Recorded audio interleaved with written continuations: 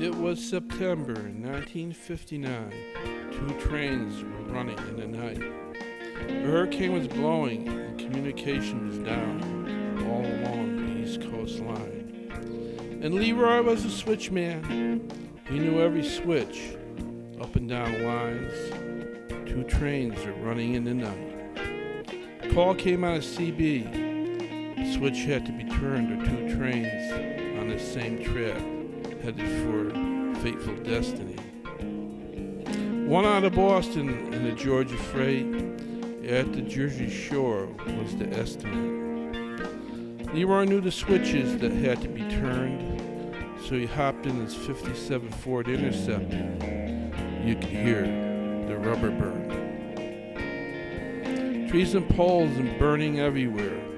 Leroy fought back the fear. Trooper Johnson clocked him about 105, let him go, called to the next cop, but Leroy blew by.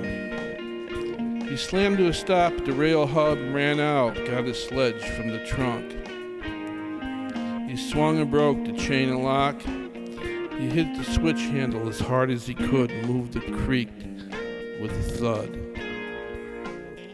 He set out the caps and the flares, parked the Ford at the end of the siding, turned on the lights. The engineer heard the caps shut down, and that was that.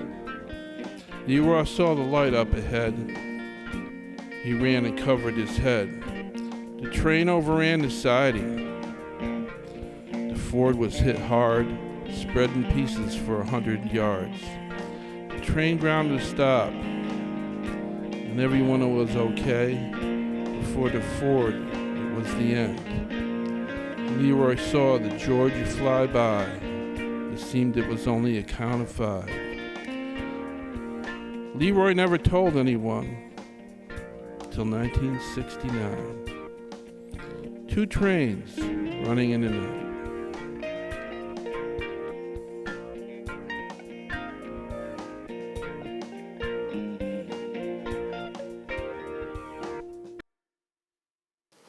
Well, this is Still River Radio, and that song story was told by an old gate man a long, long time ago in Still River. The railroad tracks went across Main Street. There were double tracks, and back then, in the 50s and 60s, they had a gate man, a little shack right near the gates, and when the train was coming, he would have to run out and lower the gates. And we would go to the corner store as kids and get, candy and soda and snacks, and go down to see Paul, the gate man, who was this old fellow. I think he was in his 60s. And maybe older. And you would go inside the shack, and there would be this, at one end it would be like this roll-top desk built into the wall with this old-fashioned phone that didn't work anymore from like the turn of the century. And then there was this long leather sofa built into the back wall.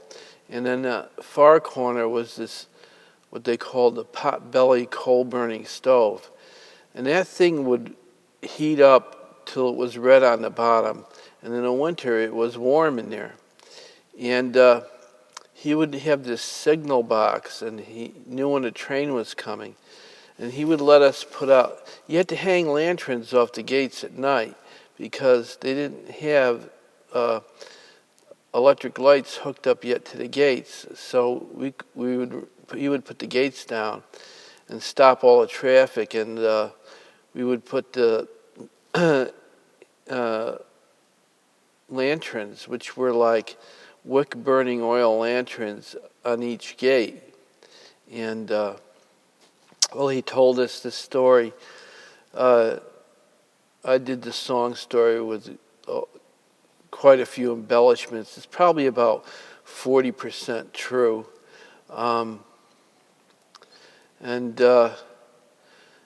There was two trains that were mistakenly put on the same track going in opposite directions.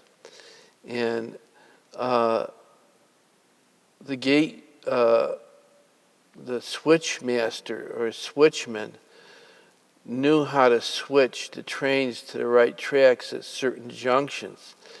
And the alarm went out, the two trains were on the wrong track, and he ran out to throw the switch. And he drove really fast. He had to drive like maybe 15 miles or so to throw the switch. And I've expanded that to like the Jersey Shore.